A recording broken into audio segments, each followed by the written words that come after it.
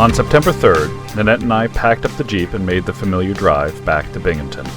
The Cherokee was fresh out of its annual at Goodrich Aviation, and Eli had a list of work ready for us on the High Wing's tail, the Empennage. Now, working on the empennage of a Sling High Wing isn't what you call glamorous. You're not mounting engines or putting skins on the wings. Those are the moments that look like you're building an airplane. No, this is the unglamorous stuff. The quiet, meticulous work of placing rivets in spots no one will ever see. The kind of work that tests your patience more than your strength.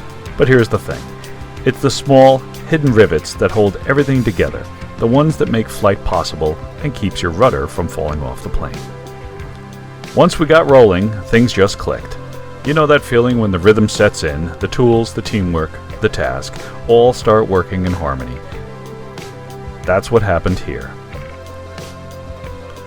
Nannette had really dialed in her rhythm on the reaming and riveting process. She knew exactly how much pressure to give, how to line up the holes just right, and how to make each rivet sit perfectly flush. It's not the glamorous work, it's precision mixed with patience, and once she found that groove, I stood back a bit and let her run with it. There's a kind of quiet satisfaction in moments like that. The world shrinks down to the sound of the rivet gun, the smell of aluminum, the feel of progress. One hole, one rivet, and one small victory at a time. We spent hours at it, hunched over, focused, just the sound of the rivet gun and the hum of the fluorescent lights keeping us company. What you see here is the tail end of the plane, the part furthest from the propeller. That section came together swimmingly, no drama, no surprises. The kind of progress that makes you think, hey, maybe we actually know what we're doing. From there, we moved on to the ribs and skins, where the real patience game begins. Each piece has to line up just so, like a puzzle designed by an engineer with a sense of humor. And before we knew it, it was 5 o'clock. Eli and the team were pulled away for a few minutes onto another plane and left Nannette and I alone. A tactical blunder on their part. We were in the groove and we thought we'd make just a little more progress before we left. Well, by the time they came back, we had about 62 rivets on a skin we weren't supposed to rivet. Let's just say fatigue and ambition made a bad cocktail. So it was at this point we called it a day, and that's another lesson.